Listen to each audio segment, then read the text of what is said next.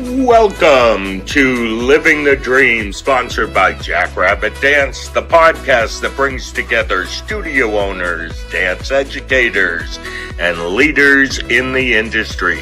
Hosted by Gold and Laura Giacomelli, each episode is packed with real talk, inspiration, and a passion for the dance life. We're so glad you're here.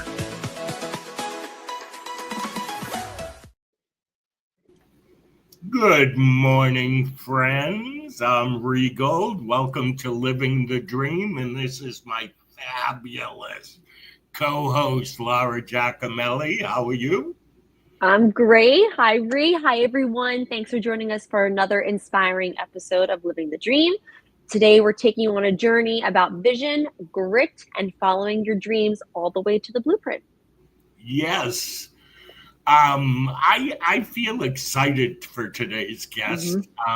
It's like living the dream, literally. She's built her own studio from the ground up, and we're going to have an exciting conversation about what that process is all about. Maybe inspire some other people to live their dream. For sure. And while we're getting started, we would love to hear from everyone who's watching. So please comment where you are listening from, because we want to hear from our dance family. Before we bring her on, though, Ree, how's everything going in your world? What's exciting happening behind the scenes? I'm sure a lot with the conference and Seoul and all of that. Well, first off, tell everybody where you are. You're back in Massachusetts now, right? I am in Massachusetts. I'm at a place that now this is my third time coming back home. Or maybe that's home down in North Carolina. Coming north is what I'm trying to say. And I'm at the Residence Inn. I've learned to like this place, my third time, and getting ready for the conference. Working hard over the next, we're about 2 weeks out, maybe even a little less, for Seoul anyway. So I am here getting some work done, gonna see some family, some friends, and excited. Just did a 2-day drive from Charlotte up to Massachusetts. I love that you said that you're home. Is that weird? That you had to correct yourself. I can't figure out what home is anymore, but it's okay. They're all home. Yeah. Because I feel like when you're in one place for so long, you're in Massachusetts, I would assume that was home base your whole life, like a long time. I'm with you on that. It was forever. And there is a sense you get of calmness when you arrive. I've only just stopped using GPS when I'm traveling around in North Carolina. I can figure out how to get home now. I can figure out how to get to certain places. I love coming up here and just it feeling okay, I know where that is. I know where that is. But when you're gone for months, things change. I came back, there's all this new construction. What happened to that restaurant? It's life goes on without you. It doesn't stay the same until you get back. Yeah, I was just gonna say that thing, even though you're not there, things continue to change. It's like you said, life goes on. It's weird. What are you up to? What have you been up to? So our recitals were the 21st of June. And then we had 3 weeks at I say the studio closes, but the teachers have rehearsals and we don't have scheduled classes and camp stuff for summer until the 14th of July. So I actually took time off, Ree. As weird as that sounds. I mean, I was still doing marketing and emails and that kind of stuff, but I have a lot of. Why do you sound like that's wrong, or that maybe you should have a little bit of guilt? I mean, that's something I wish more dance teachers and studio owners would let go of. That's all I'm saying. Yeah, I think it's still I have to get used to it. My staff. So we have a lot of specialties this year. So solos, duos, trios, and we do all of that in the summer for the coming season. We get ahead of it because the amount of specialties that we have, we're up to oh my God, I think we're pushing close to 25, 30 specialties this year. So they all get anywhere between 6 to 8 hours in the month of July and August. So my company director likes to get it started and get hers done. Like she'll start like the day after recital. She's crazy. I love it, but she's crazy that way. And she's like, who's available this week? And some of them are like, let's go, which is great. And then my other teacher and choreographer, she's 8 months pregnant and she's still wanting to choreograph. So she's doing a group dance in the summer and solos and duos. And I think I go into recovery mode after the recital. And it's weird. I know as like a studio owner and as an artist, I need time to like immerse myself in like a vacation, listen to some music, get re-inspired, figure out what options I'm going to have to send to this soloist for her jazz dance, what I'm going to send to this soloist for her lyrical dance. Like I need time to kind of like fill my cup again. And I think maybe, I don't know if other studio owners feel this way. I'm still getting used to that when there's still people in my business who still go boom, like, no, I'm going to start my solos right away. I'm going to do my trios right away. I'm just not like that. I need to have a little bit of time to like digest the recital, recover from that, and then kind of then like dive back into music and see what I want to offer the kids and see creatively what I want to do for this season now that that season's over. But I think it's also probably because I run the shows. I put the whole show together. So they're walking up and helping the day of the show, whereas I created the show. So it's just different, but I think, I'm sure some studio owners can probably relate to that, needing that like decompression couple days to like just tune out for a minute. and clear the mind. Yeah. So you can put more info in there. I look at it, I totally get it. It happens to me after a conference. I can't think, don't ask me a question, don't ask me to make a decision. I think that as the leaders who are putting on this show, we are also under a pressure that not others will understand so well. Yeah.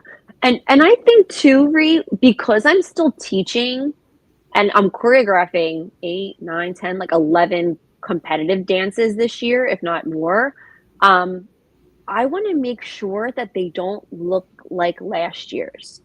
I feel like if I don't take that time as an artist and get like re-inspired and listen to different music and different artists and, go see a show that I might not normally see, like take class at the Dance Life Teacher Conference. Like I need that time to kind of like fill my cup, not as a studio owner, but as an artist. And so that my what I'm bringing to my dancers this year is not what I brought to my dancers last year. I think that's still my responsibility when I wear that teacher hat, not just as a studio owner hat. I don't want it to get my stuff to get stale ever.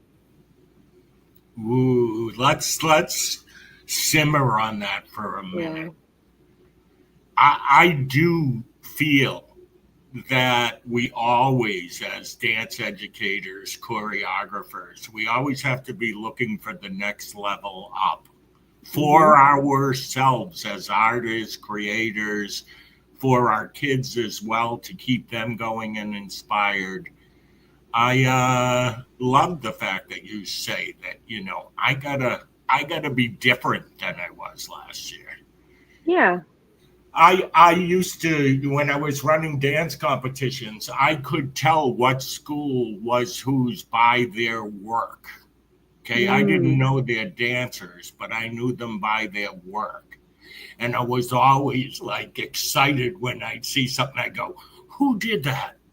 Because it was so unique. I didn't know. Do you know what I mean? Like, yes. You took it to the next level. Yeah. There was a couple dances this year, Rhea, competition. I feel like when you're at competition, it's hard to always watch other dances. Like I have 60 plus kids on team. So we're running from routine to routine, and you run the tap, I'll run the jazz, you run the hip hop, make sure they're checked in. Like even with multiple teachers there, it's still a lot to make that train move forward. But there was a couple dances this year I walked past and I stopped. And I was like, you can check yourselves in. I will be right there. I need to watch this dance. And it was cool because And like my dancers were watching it backstage, my senior girls on the TV. And they were like, you liked that one, didn't you? And I'm like, I did. They're like, we could tell because you wanted to. And I didn't want to watch it on TV. I wanted to watch it from the theater. I wanted to see that choreography. I wanted to see their musicality and their formations. And I was like, wow, that was so cool. Like, it's neat. That's the one really, really neat thing about competitions is that you do get to see what else is out there consistently, weekend after weekend. What other, and it does make you level up as a choreographer, as it should. I agree with you 100%. But you have to make the time to explore and actually see what's going on. That's what I think maybe we miss at dance competitions sometimes. Even the kids are not watching enough. The teachers aren't watching enough. The inspiration comes from seeing others. And you can learn what to do and what not to do. There is something to be learned every time a dancer or a group of dancers hit the stage. You know, Laura, we could go on for a long time on this conversation. Yes, agreed. Let's get ready for our special guest, Mary. But before we do that, I want to thank Jackrabbit Dance, our sponsor. Yep, Jackrabbit is the industry's leading dance studio software. They help studio owners like me take control of the back end so they can focus on their dancers, our staff, and our dreams. So grateful to Jackrabbit Dance, always there for us and dance educators across the country and Canada and throughout the world. We will be back right after this. This episode is sponsored by Jackrabbit Dance, the dance studio software empowering you to build the studio of your dreams. With over 20 years of experience, Jackrabbit has the solutions and industry insights to help your business grow. Want to increase student enrollment, optimize your pricing to be profitable, or improve staff retention? See how other studios are using Jackrabbit Dance to hit their goals year after year. To learn more, visit jackrabbitdance.com/benchmarks. We're back. Hey, Mary. Hi. Hi. All right, so now let's bring on someone who truly represents what the show is all about. She's the owner of IndepenDance Studio in Gainesville, Florida, where she's been building strong, confident dancers in the, I don't say this very well, Alachua County. I don't think I said it right. Community since 2009. And recently she built her dream space, a beautiful 5,500 square foot facility that now houses her studio's next chapter. Let's hear it. Let's hear how it all came together, my friend. We have a lot of questions for you. Yes. Right. Let's go. I'm ready. I have answers. I love that. And we also have some pictures to share with our viewers a little bit later on. But let's go right to the beginning. Tell me what inspired you to start IndepenDance back in 2009. Oh, wow. Well, it's just something I always grew up just in the back of my mind wanting to do. I mean, I would charge our neighbors in our driveway to come to dance recitals, me and all the neighbor kids. And, you know, it just kind of went from there. I mean, just kind of everyone's dream growing up doing this. And it's been a true passion of mine my whole life. I went to the University of Florida and went to grad school there as well for education. And while I was doing grad school, I worked at like an after school center here called O to B Kids. And from there, I met a couple parents. They had dance classes, they had karate classes and swimming classes. It's like one of those one-stop shop places. And from teaching dance there, after, you know, college classes and stuff, I met a couple people that helped me get the studio started. And instead of leaving town after college, I stayed. So that's kind of how it happened. And so you opened up in your college town then, your studio. That's correct. I graduated in May of 2009 from grad school, and the studio opened in August. So it's kind of like, wow. it's just a crazy story, kind of how it all came together. So I'm just still living the dream, that's for sure. Mary, you were a baby coming out of college and opening up your own business. God, that is so bold and like courageous. That's amazing. I think a little bit of being naive helped with that for sure. Just go. That's how I felt at the young age. People go, "Oh, you started so young." It was because I was stupid. I literally was like, "I'm in a studio. I can do that." Right. That's nothing. That'll be fine. No fear. Yep. Nothing to do with business or accounting or taxes. Like none of that stuff mattered. But being 25 and now I have employees that are that age, and I'm like, why can't they just take out the trash? And I'm like, I was probably like that too. I probably didn't take out the trash for days. I don't know. You humble yourself and you just, it is what it is. But I definitely had something and I worked hard and here I am. So when you first opened up, were you renting your facility that you're at? And then when was the moment that you realized like, okay, I want to own and build something? Like when did all of that happen? So really from the start, the space that I rented, it was a lease, and it was in like a grocery shopping center. Like Publix is the famous one down here. Yep. But I rented from there, but it was actually like a pretty large space for just starting out, and it was a karate like martial arts studio beforehand. And my business partner and I, he was one of the dance dads that liked to do stuff in business and dabble and things like that. He, helped me get through all of that. And it was like 2,500 square feet for just starting, and 2 studios already built out because it was a martial arts studio, a parent waiting area, bathroom. We had to come in and like cosmetically make it not McDonald's red and yellow. Like we had to come in and make it look good for a dance studio, but that's how I started. And then by 2017, 18, I started looking to expand because I just had like filled up those 2 rooms. I just didn't have enough, space, and we wanted to move next door, but they weren't budging. And long story short, I ended up renting another space in 2018 right next to the grocery store, but like 6 shops away. Like we had to walk in between classes. So that was a studio in my retail store. And then COVID happened. And then, we all know what happened then. So I think I stayed in that shopping center a couple years longer than I probably could have. I probably could have made the jump sooner. But then this just kind of all fell into place in the last 2 years. And here I am. It's amazing. Yeah. What was it that pushed you, that said it's time to build? Yeah. Rent is crazy. Like the lease. Okay. So I will preface this that I don't own this building as of yet. I am in a very unique situation that I would love to share because I think that it's something that people don't consider. My husband's in real estate, so he kind of knows the ins and outs of like commercial leasing and build to suit leasing and all of that. So I'm technically in a build to suit lease right now, which is a very unique situation that doesn't normally happen. And I don't think that some people from our line of business ever really consider this route. It's either I'm leasing or I'm buying, or building, whatever. But we can get back to that. But what was the question? Sorry. The question was, how did you know it was time to build?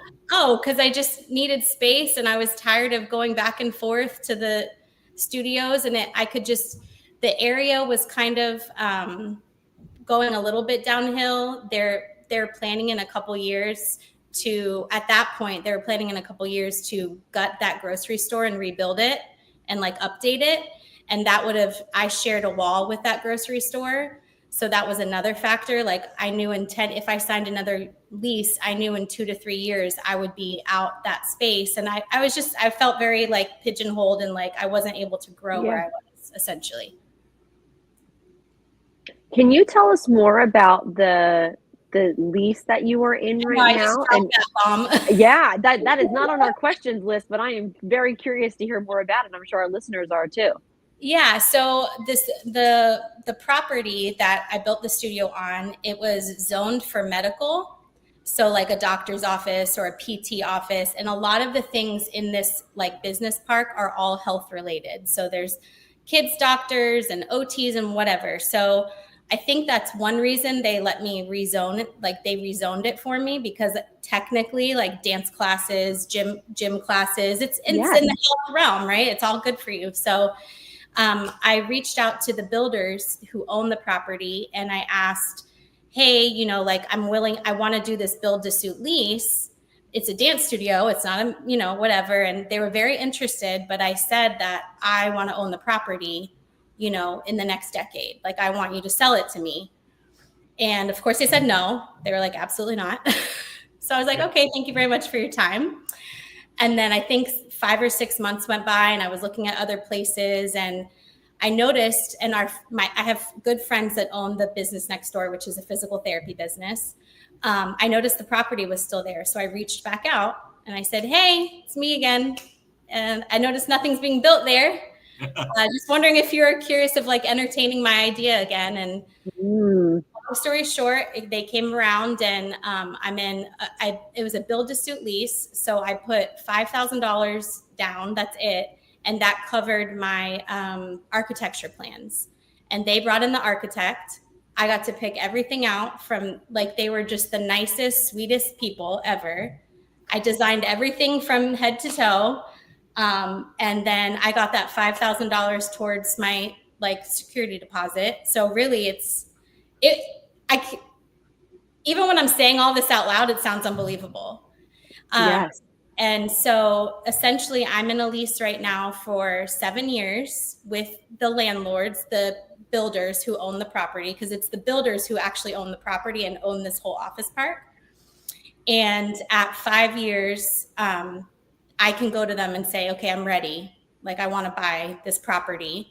And there's clauses in my lease that say, you know, like it can't be over this price and we're going to stick with this year's prices. And I have first right of refusal. So if someone came and offered them $1 bajillion for this property tomorrow, they would have to tell me, obviously, and I would have to say, okay, let me come up with $1 bajillion. But you know, it's kind of like a win-win for them because they're getting all of their costs back from building the building. So it was in their best interest to like make this as nice as possible because it's technically their building still. But then, you know, at the end of 7 years, if I decide or my husband and I decide that we want to purchase the property and the building, it will be ours. Wow. Is that your ultimate plan right now as you see things? Yes. I think so. I think just because coming from the mindset of, you know, having property and using that as like retirement, like down the line, that's like the biggest thing. But who knows? I have 7 years. So like it was kind of like comforting to know that like I don't have to buy it. Like if I get in here and I'm like, I can't do this anymore. Like I actually don't want to do this anymore. Now, you know, I don't have to. But I mean, I think we're pretty much leaning towards that. You know, we've only been in here since February. So it's still all fresh and new and exciting. What were the challenges that surprised you most during the construction and planning process? Just being that I wasn't able to be in 2 places at once because I had to be here a lot of the time to like, because they were letting me be so hands-on in the process. They would call me at 8:00 in the morning. Hey, the flooring guy's here. We need you to come by 9:15. I'm like, okay.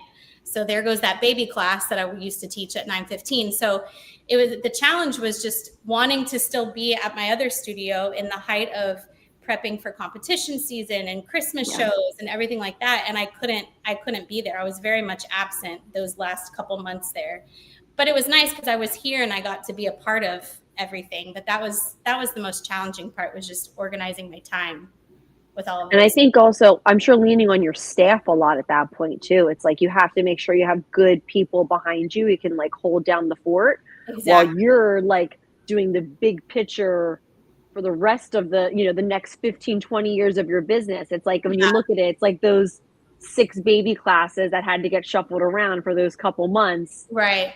It Yeah. kind of, as long as you had that staff to support you, like Yeah. you got lucky, because that, to me, that building, that's your future. So you have to make sure that has your undivided attention when needed. Exactly. Yeah. And everything worked out. It was fine, but it like kind of what you were mentioning before with like taking time off for vacation or taking time away from the studio, and you need that time to reset. I very much felt like I was like, I swear I'm not like, like I'm not at home. I'm at the new studio. Like, you feel that guilt still, Yeah. Yeah, for sure. Yeah. I feel like sometimes that's something that us studio owners, I don't know if we'll ever really grow out of that fully. I don't know what it is. I when I have like an email sitting in my inbox and I'm like, it's 4th of July. I shouldn't email that mom back, and here I'm like, I'll email you back on Monday. And I will email you back today, but I'm like, it's 4th of July. Like, like I shouldn't even be looking at this email, right? But like, it's true. You have to like almost like stop yourself, because that guilt, and I'm sure that's probably in a lot of different industries too. But when you're an owner, I feel like you feel it a little bit heavier. Yeah. I think. I agree. Yeah. 100%. Yeah. I have a question. Okay. The first time you walked into your studio, you said that was just this past February when it was completed. Yeah, we started classes. I closed the other studio down for a week because we didn't know because and I don't know if you've ever dealt with construction. Like, they can say it's going to be this time, but it really might be 2 months later. You know what I mean? So right. They were shooting for March and they got it done like a month early. I was hoping for Christmas break because I was like, oh my God, we could move everything over, all the things. But yeah, we closed the studio for like the first week in February so that I could just pay all my staff their normal hours. And they essentially helped me gut the other place, 15 years of business, and move everything over. Nice. So, didn't hire movers, nothing. Once you got into that space, and all of your things were in it, the floors were down, the mirrors were up, logos on the wall, what did that feel like? It felt amazing, dream come true. But also at that point, if I'm honest, I was very tired. I was like, finally, we're here. You didn't care so much. I just want to go home. It's okay. If I'm being really honest, it's beautiful. No, we love that. Yeah. Grateful. But once we finally had everything in, I made sure to keep, I think it was a little more emotional leaving the other place because that had started my business. So I kind of spent some time by myself, walking around it by myself when it was empty, more so than I did here. Here, I was like, I've been here for the last 6 months during construction. So I'm like, finally, it's painted, Right, right. Oh, wow. That's interesting. I didn't think about the emotional attachment part of your first place. How long were you in your first facility? 15 and a half years. Yeah. So it was like, wait a second, do I have feelings about this? Like, I've been upset that the floors are nasty because to compare it, I was in this beautiful Taj Mahal of a new dance studio being built. And then I'd go back to the other place and I'm like, this place is trash. You know what I mean? Like, for those couple months, I was like, so stuck up about it, And then one figured out, and the kids were signing the walls and the kids were crying and they were making TikToks and videos of the studio being empty. And I was like, yeah, this place really got me my start. I need to be grateful and appreciative and sit in this for a minute, So. Right. And I'm sure, I don't think I would have considered, not that you wouldn't considered how the kids felt leaving that place. I would just have thought we were going to be so excited about the shiny new thing, right? The shiny new thing. I had kids signing the walls and crying and hugging and taking pictures and last dance class. This is the last time I'll tie my shoe here. This is the last time I'll this here. And I was like, oh, should I feel more you know what I mean? I think I was a little detached, and then they kind of helped me reattach back to wow, they really, they really appreciate this and they're excited about the new place. But, they were pretty, I had past students come back and say, can we see it before you turn in the keys? Can we come? Of course. That's really cool. Yeah. But I feel like, you try to make, everyone says, or at least a lot of studio owners, I think, you want to make this their second home. You want to make this your home away from home. I just had a graduating senior this year wrote me the most beautiful letter. And I read it the next day because I was still like digesting the recital. And it's like a 5-paragraph. And just from her to me, and I don't want to say all of it, but like in it, it was talking about like, you created my happy place.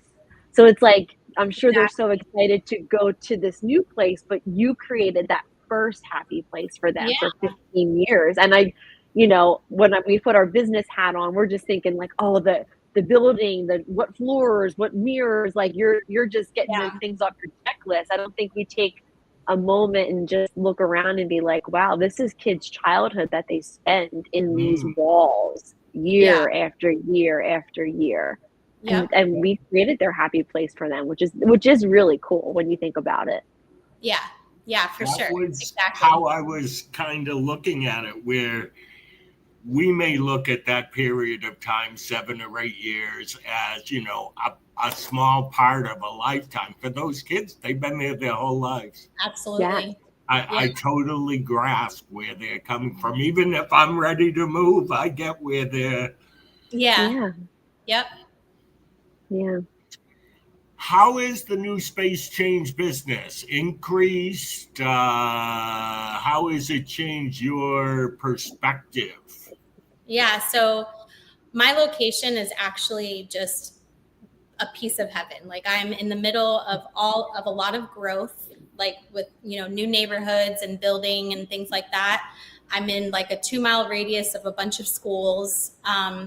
So I think business-wise, it's helped me keep my business hat more and think like, wow, like I made a really good decision picking this spot. Like I did my research, like a little more confidence in my hat, I guess you could say.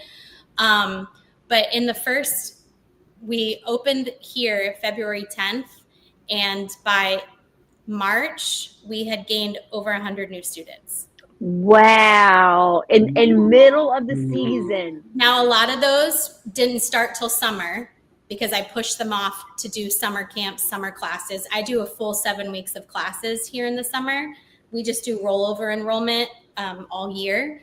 So yeah, I mean, it got close to like 150 new students. And I was like, thank God I pushed them off to like, that was another reason we did our recital here and all the things. But, it was, because of like such good organization and planning, honestly, it just kind of all fell into place. And I think people around here like passed by the construction and wondered what it was for a couple months. And, and then once we moved here, they're like, we're so glad you moved here. You live so much closer. I live right over here. I live in this neighborhood. I live over here. So yeah, that was good timing. Yeah, I really. didn't mean to do it. Hang on. No, but it's perfect, Ree. Okay, everybody knows. Do you know I went out while you guys were talking in the beginning? I don't know if you realize that. But what happened was I had to come back in and all of the pictures that I had up were gone. I just brought it up. I did not mean for it to pop up. I have some more questions, but I want to share some photos of your facility. So here goes. This is, I'm assuming, the very beginning? Yeah, so the foundation was poured, and this is a picture taken from the PT office next door. He was on his second floor, and he sent me this picture from his window, and he's like, looks like the walls are going up. So that was a pretty cool moment. Mary, can I say, I know you're at 5,500 square feet, but to the listeners who are just listening to this, it looks like a warehouse. It is one long rectangle. When Ree first showed me this picture, I was like, wow, it is big. I'm not sure if people realize 5,500 square feet flat straight across how big that really is visually. It is, I mean, even just this, I was like, God, that's going to be a beautiful facility. Like as soon as I saw just this picture, the bones of it, I was like, yes, this is going to be awesome. Well, even my building, like the manager for the site, when he poured the slab, he called me to come look at it. And he said to me, when the slab looks this big, it's going to be a big place. Like you can tell by the size, because it's hard to envision. It's hard to envision like the rooms and where it all goes and everything. But yeah, when I saw that, I was like, holy moly. Like, here I go. Okay, I'm going to give you my holy moly looking at this picture. And my holy moly is those are all residences around this building. Am I correct? Yes. Mm-hmm. Yep, that's a upscale luxury apartment complex, but they said demographically like 60% is young families that live there, and then there's a whole neighborhood behind it that's a pretty well established neighborhood of homes. So we're at like the front entrance of a neighborhood essentially. I love it. So I would say for our listeners who are chiming in right now and hearing all of this, I think the golden little nuggets you can take from this is location, location, location. Absolutely. Like when you're building, really take in consideration your neighbors, their neighborhood. Because you also said earlier before we even started recording that you have bus stops too, right by your facility, and kids can get off and come to dance class. Like to me, that's amazing. Amazing. I know. I mean, for me, it's like I would be like, get on bus A on Monday. I packed your leotard and tights. I'll pick you up at 5:30. Like, why not? I mean, that's true. Yep. It's like, how easy is that? As a parent, as a working parent, like you don't have to worry about transportation. You put them on that bus, they walk. Like, that's amazing. Yeah. Okay, I'm thinking this is a studio space. Yep, so we have 4 studios currently, and I've always wanted to name my studios something different, and so we named them 5, 6, 7, and 8. And people get so confused. People get so confused, like, where's the first 4 studios? But I just tell them, great, it's upstairs. You'll never go there. I don't know. It's the closet. No one knows where the door is to the upstairs. It's great. But so this is Studio 5, and this is Studio 6.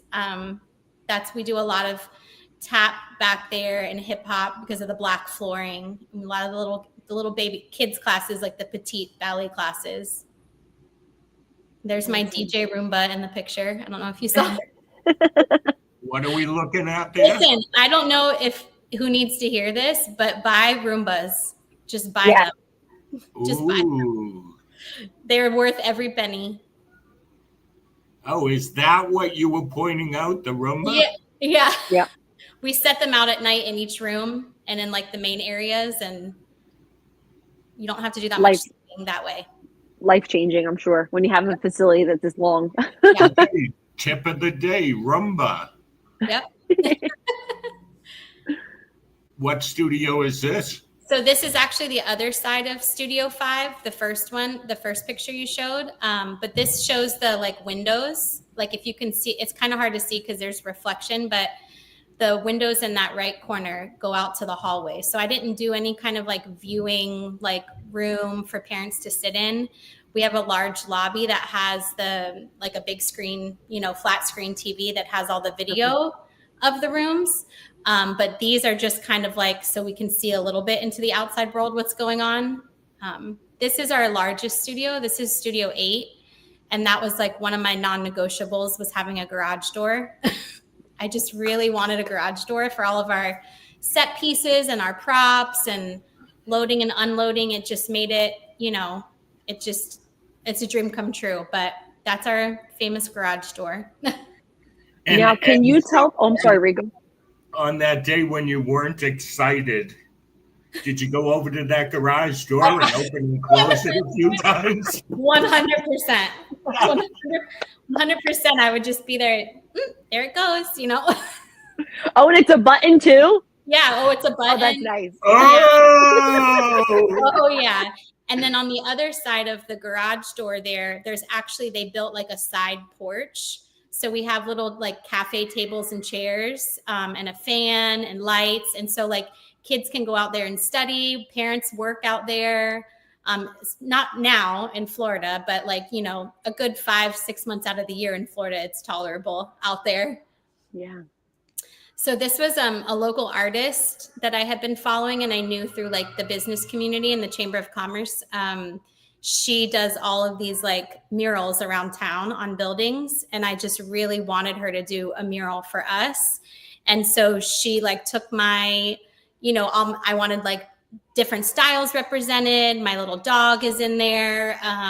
Just different sayings and things like that. Our logo, our mantra. And she just came up with this. She let me do like a couple passes on it. And that's actually just, the wall is just wrapped. It's a big sticker. So she did the art. And then I had a friend who wraps trailers. He wrapped that wall with a big sticker. So it's like kid friendly. And if it spills, you can wipe it off. And if I want to take it down, it just peels right off. And what's cool about it is there's like a bar top there and a bunch of stools. So that's also like a place for the kids to do their homework, hang out, parents to sit and drink their coffee while they're waiting, whatever it is. Yeah, just like a designated eating, sitting, staying out of the way, not running in the hallways type area. Yes. It's Do they beautiful. take advantage of it? Oh, yeah. Those seats are always full. And then I don't think I sent you a picture of it, but there's another big hallway that I made sure was 6 feet wide because we have benches along either side and hooks down the wall. So there's like another area. Then there's like a team room. There's a couple. That's what I really wanted moving into this new space is like place for kids to be and out of our hair, just kind of waiting. So, yeah.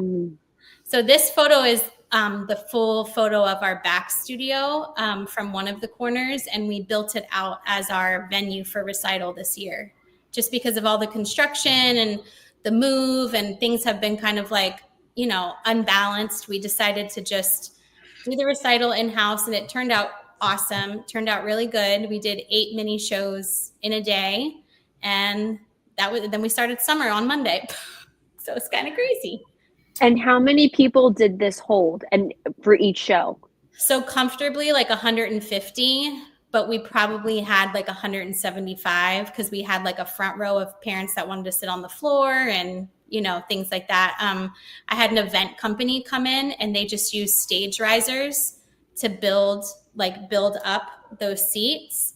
Yeah. That's what the black is underneath. Mm-hmm. And then, you know, we just rented the chairs and we put the black Marley on one side. And I had another event company, which both of them were actually sponsors of our team. So I was able to do a trade and not spend money on all of this, which was a low cost recital, which was really nice. But they hung the backdrop and the wings for us as well. A local DJ did lighting for me. His daughter dances on the team. So all of that lighting is just from a local like radio host, DJ guy. Okay. It's beautiful. Jealousy going on out there for those who can view this. If you're listening on a podcast, you'd be jealous if you could see this picture. Mm-hmm. It's a beautiful theater inside of her studio. How cool is that? That's a dream come true. Yeah, it's like our own little mini black box, you know? Exactly. That's exactly what it is. Yeah. And I love that we were talking about this space earlier, is that you could technically, eventually, if you needed a 5th studio space, I don't know what, if you call it 5, 6, 7, and 8. I don't know what you would call that 5th studio space. No, we thought about that. I was like, I didn't even, that took a minute to register. I like the a lot. Well, I don't know who can see the pictures, but that last picture shows the dividing wall of the recital picture. That black, it doesn't show it. Never mind. It's up at the top, but you can kind of see where it starts underneath that window on the black wall. There's where the disco ball is hanging. Yes. That's the dividing wall, and it goes all the way up to the ceiling. And so I would just need to hang a 12-foot, dividing wall like you see in convention centers and stuff there. Beautiful. Wow. Good for you, Mary. Thank you. Mm-hmm. This is the entrance, I'm assuming. Yeah, that was pre-signs. We have a sign hanging there now, like a non-lit sign that's hanging right under the building numbers.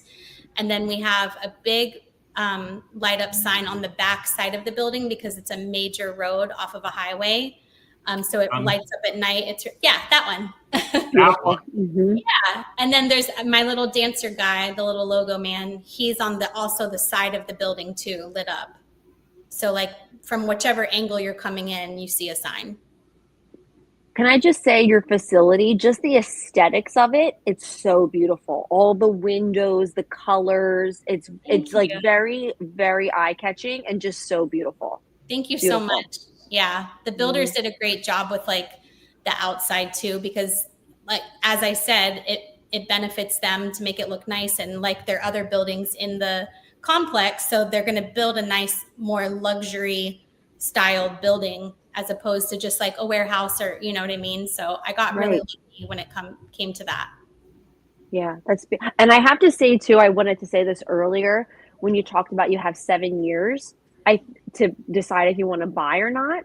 That also gives you such a great time frame to start planning and saving and figuring out how you wanted to work that mortgage, a bigger down payment, a not bigger down payment. Yeah. It gives you more wiggle room with like, I just bought a home and like, percentage rates are really high right now, but in 7 years from now, it might not be in the same spot. Like, I feel like everything like lined up so well to make that happen. It's just really cool to hear your story. Thank you so much. Yeah, it absolutely did line up. And again, I'm learning now how fast 5 years goes. So at first I was really fighting for the 5 years, 5 years, 5 years. I want to buy it. And they wanted 10 years. And I said no. So we decided in the middle, we came to the agreement of 7. And now I'm like, well, that's actually perfect. Like you said, it just gives me kind of these first 2 years are still getting to know my budget, getting to know how many students I'm going to have, getting to know the programs change a little bit because it's a different demographic around here for things. Like I have a lot more babies than I could ever imagine, so Wonderful. It's going to give me a little time to figure it all out, I think. Yes. And to get yourself a couple more hundred students so that when you buy it, you are comfortably making that purchase. Exactly. And I will say, not to add any like insult to injury, but my rent here in this building is a little under $2,000 more than what I was paying over in that shopping center across town. So that's not that many new students. So like that's meant to like inspire, because if you can figure out the right people to get in with and the right people to support you, like I didn't come up with $2 million for this place. I didn't have that, but I was able to like shift my budget, tweak a few things and like take stuff out of my budget and figure out how many new students I needed to cover this extra $2,000 in rent. And, different expenses fluctuate, but like it was like a lateral move financially. It really was. But just exponentially in everything else. It was meant to be. Hard work got you there, but also like meant to be. Wake up every morning grateful for this, because I do. Good for you. I do. Yep. Well, should we go into our rapid fire round, Ree? I think so. Let's do it. Okay. All right, Mary. So how this works, it's like a little bit of a fun session that we have. This is called Quick Steps. So you just tell us the first thing that pops into your head. All right. Okay. All right. Must-have item in your studio lobby. The TV for parents to watch. Favorite construction day snack? An energy drink. Yes. One thing that you splurged on for the new space that you don't regret.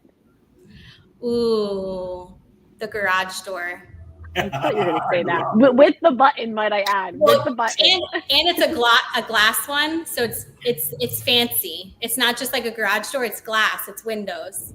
So I could have gotten one for this much, or I could have gotten the glass one for this much. Of course, that was a good splurge. Yeah, that was a good splurge. A quote that